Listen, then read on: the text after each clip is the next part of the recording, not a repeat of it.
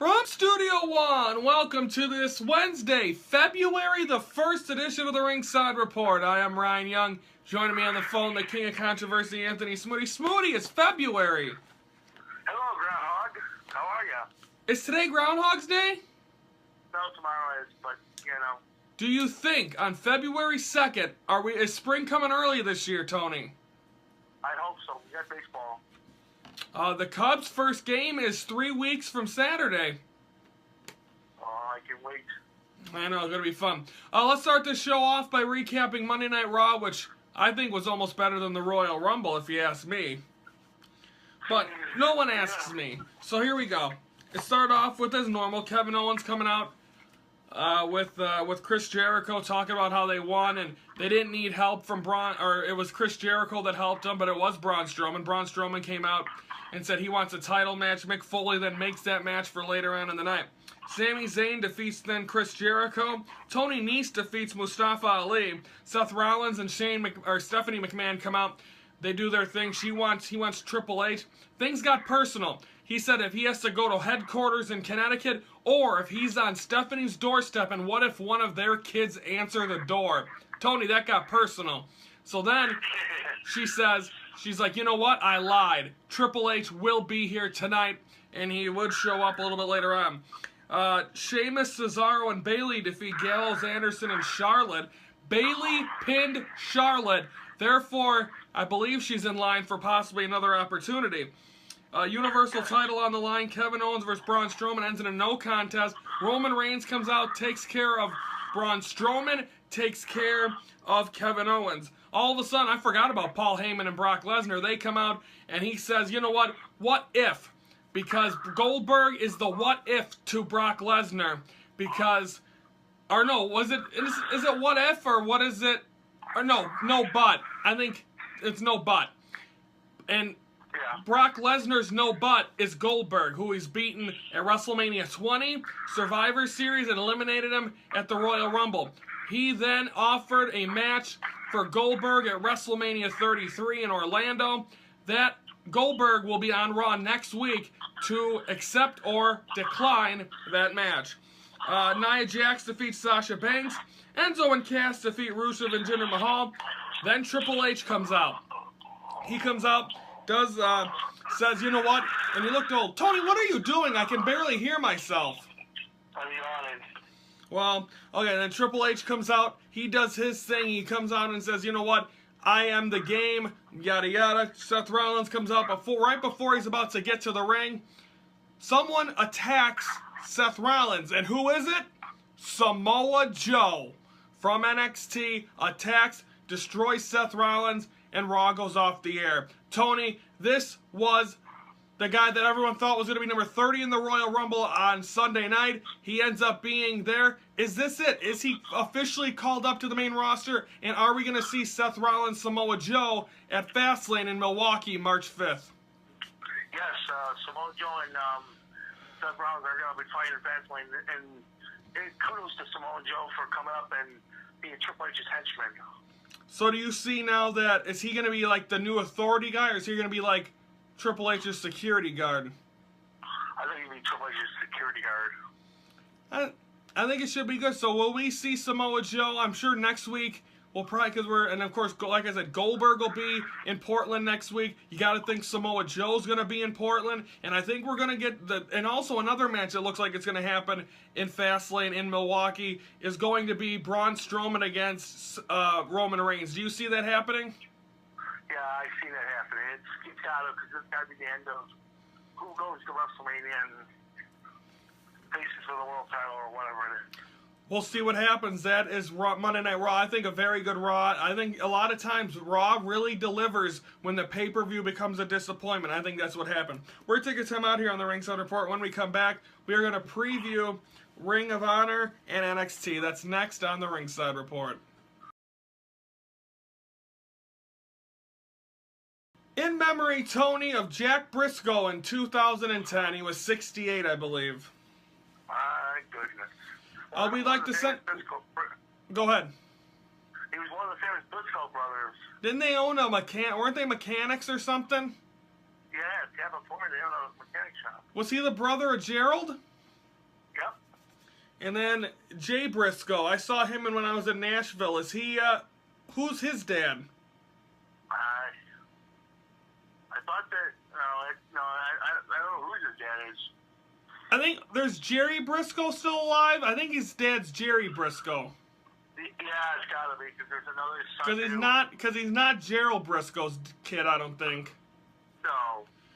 Anywho, we'd like to send our thoughts and prayers out to those affected by the terrorist attack in Quebec, Canada on Monday at the mosque. Our thoughts and prayers go out to all them. If you watch Monday Night Raw on Monday, Kevin Owens and Sami Zayn were both Canadian. Chris Jericho didn't win when it was like a clover, or not a clover. It's the Canadian symbol, the Quebec symbol. So the thoughts and prayers go out to them. Let's preview Ring of Honor for tonight. If they start off in Atlanta, Georgia, their tapings. We're going to see, Tony, this is a triple threat tag team match. You're going to get a chance to see your man Cheeseburger in action. Cheeseburger! And of course, he was in Milwaukee recently. And we're also going to see a television title match. Marty Scurll is going to defend his title against Juice Robinson, who used to play, he was in NXT as that hippie guy that used to have all the signs. I forgot what his name was in NXT, but Juice Robinson's his name in Ring of Honor, so that's happening. And then, Tony, the second semifinal match, the winner of this match will go on to face,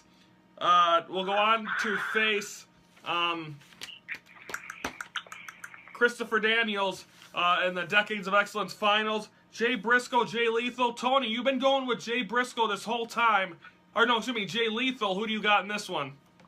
I got Jay Lethal. I think he's destined to regain his world title that he lost back in the summertime.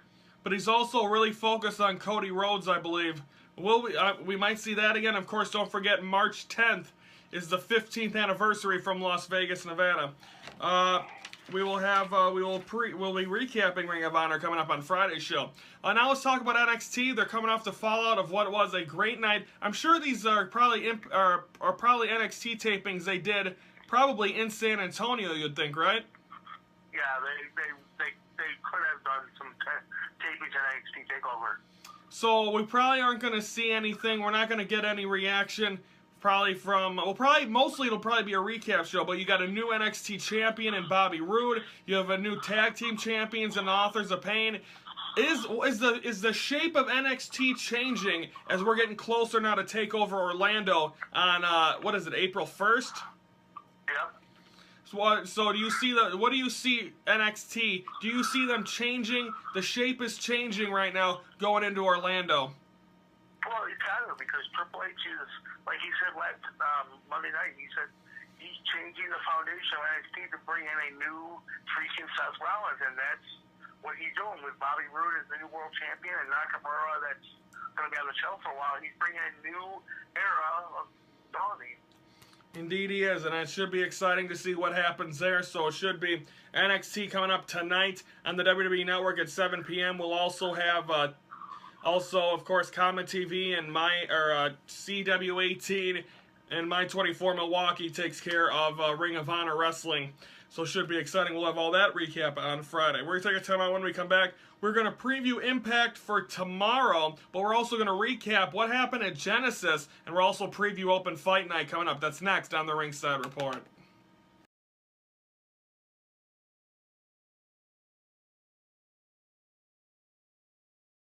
As you saw right there, our little promo video hyping us up. We're getting ready for WrestleMania, I believe.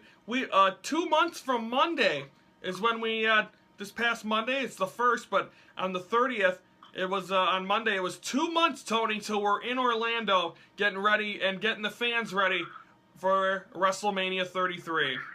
Yeah, I saw your little post on Monday, you little sausage. Well, of course, me and you are still working out the details of how we're going to get there, because, again, we got most of our stuff, everything, again, we're going to have announcements of what we're doing. We're going to do that in, I believe, the week after Fastlane, but we're still working out the kinks of how we're going to get there, so we'll figure that out, and, of course, folks, don't worry, we got it under control. Right, Tony? Yes, absolutely. definitely. Okay, we're going to recap Impact from last week. Of course, we didn't have time to recap it on Monday because we had a full recap show. TNA Impact Genesis. Hardys come out and say they are the tag team champions. They're taking over TNA.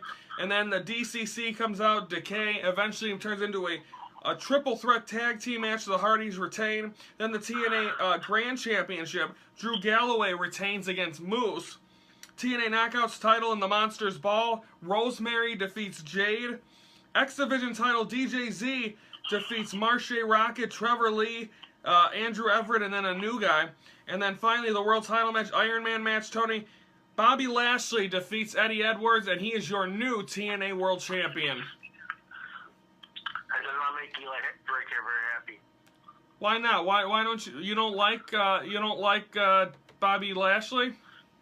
I don't think he should be in TNA anymore. He's too much of a destroyer, and he's too much of a loudmouth.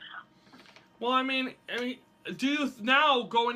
let's shift gears to Open Fight Night. Before we do that, we'd like to send also our thoughts to Marche Rocket. He was supposed to be at SSW on Sunday, was unable to make it. He got into a car accident, I believe, Saturday night. Thoughts and prayers go out to him as well, and hopefully a speedy recovery.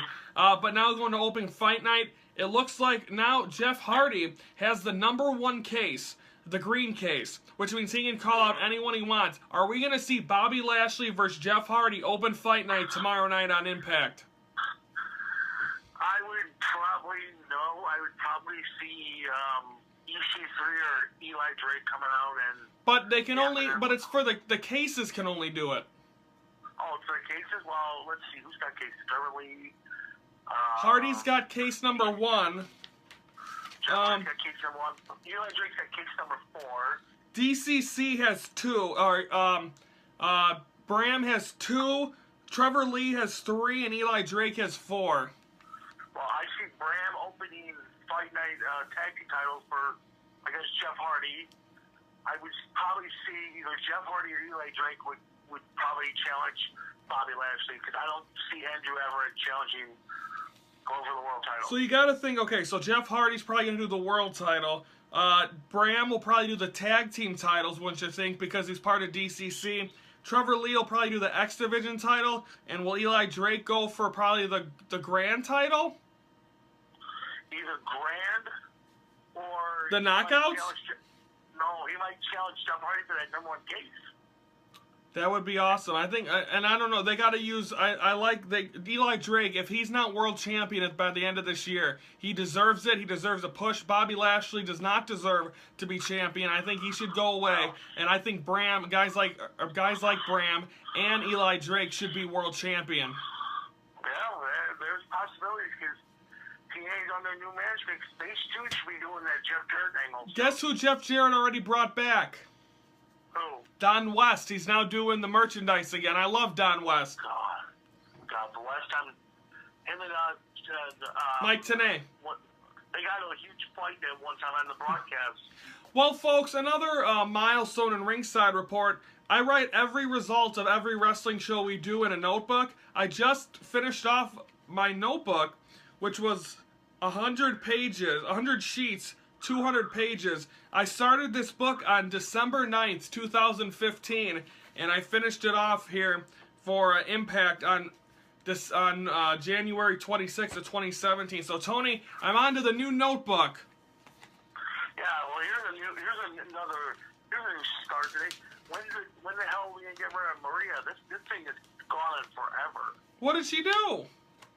Well, she comes out every time saying, he's my assistant, and Lauren Van Ness, and... Apparently, there's rumors coming up. I believe there was promos on it last week. I want to say that we saw I believe there's going to be a wedding between Braxton Sutter and Laurel, and I believe that's where we're going to see something come to the head. But we'll run out of time. Don't forget, that's coming up. We'll recap that on Monday. We're going to recap SmackDown, 205 Live, Ring of Honor, NXT on Friday to get you set for the weekend. Of course, we'll have Impact's recap on Monday. For Anthony Smoody, I'm Ryan Jansen. Thank you for watching the Ringside Report, your front row seat to all things wrestling.